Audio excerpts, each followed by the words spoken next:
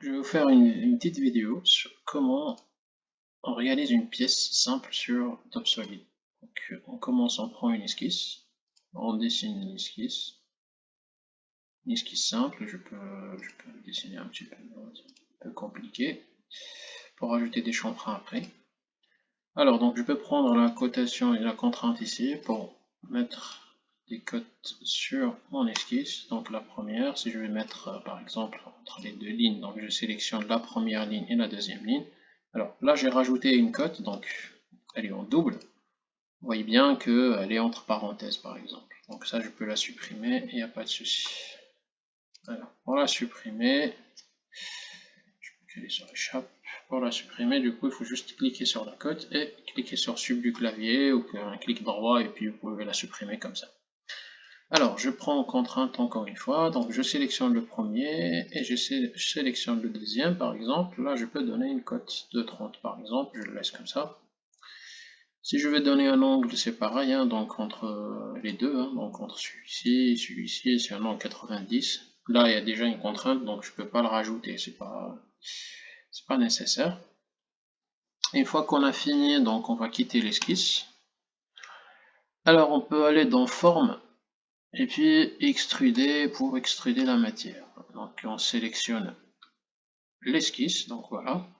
Alors, il y a une particularité sur TopSolid, moi je trouve qu'il est mieux que Katia ou SolidWorks sur ça, parce que voilà, on peut choisir plusieurs créations, on peut aussi sur la direction de l'esquisse.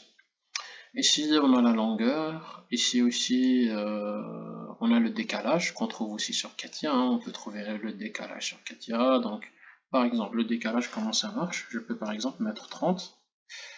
Je clique ici, voilà. Donc mon esquisse, elle est décalée donc l'extrusion est décalée de l'esquisse de 30 par exemple.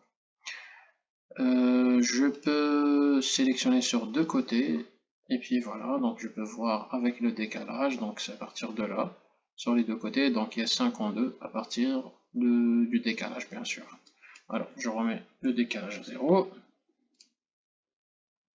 Au lieu de mettre 100 par exemple, je peux mettre 30. Et aussi sur le deuxième côté, je peux mettre 30 aussi. Voilà. Ok, donc voilà, donc ici, donc j'ai réalisé ma première pièce, qui est trop simple, on va dire. Je peux rajouter un chanfrein par exemple. Si je veux rajouter une dépouille, je peux rajouter un chanfrein. Si je veux rajouter un chanfrein, donc je clique sur le chanfrein.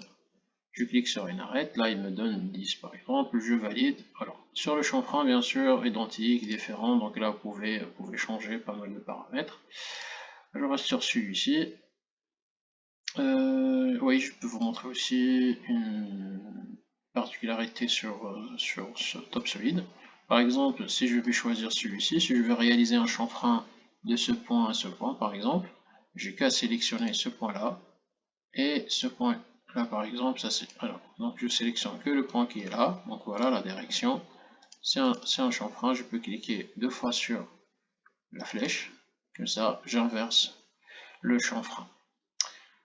Ok, je valide.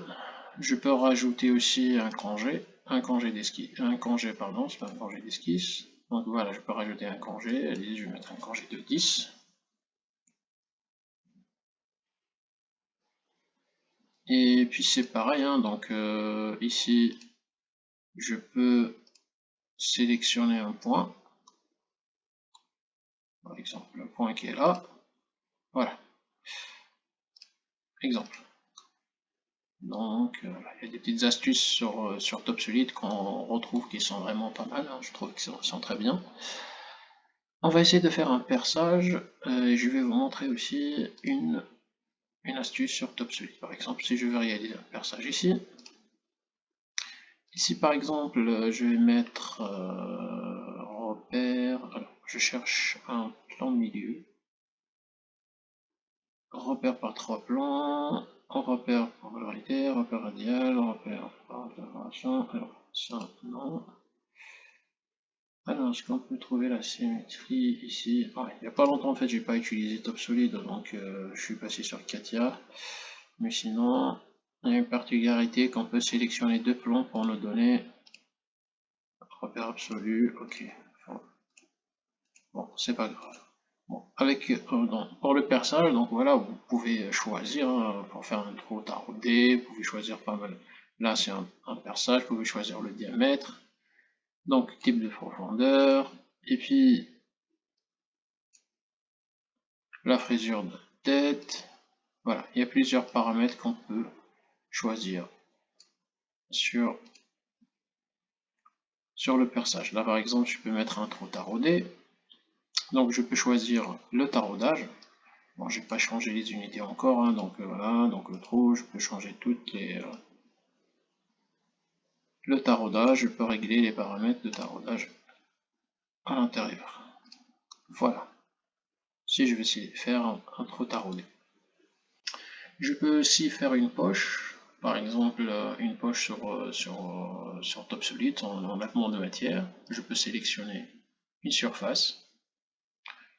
Et du coup, voilà, donc je vais aller directement dans Esquisse. Donc je prends mon esquisse et je commence à dessiner, peu importe ce que je dessine, voilà. Voilà. Quitter l'esquisse, et puis revenir dans forme, et puis faire une poche. Et puis je valide, et c'est fait. Voilà. Alors, qu'est-ce que je voulais vous montrer aussi? Par exemple, si je veux déclarer un matériau, par exemple, je vais dans Outils, et Matériaux et revêtements. Ici, vous voyez bien, il faut décocher pas de matériaux, et là, je peux choisir mon matériau, par exemple, je sais pas, je peux choisir n'importe, hein, donc alliage zinc, alors on va chercher acier inoxydable par exemple. Et c'est parti. Après, voilà, vous pouvez choisir un acier inoxydable, hein, peu importe. Par exemple, on peut choisir celui-là. Je valide. Je peux venir ici, voilà, je peux gérer la masse automatiquement, automatique, voilà, pour gérer la masse du matériau. Voilà, donc voilà ma pièce simple. Je peux rajouter des chanfreins, je peux rajouter pas mal de choses sur cette pièce, sur Top Solid. Merci.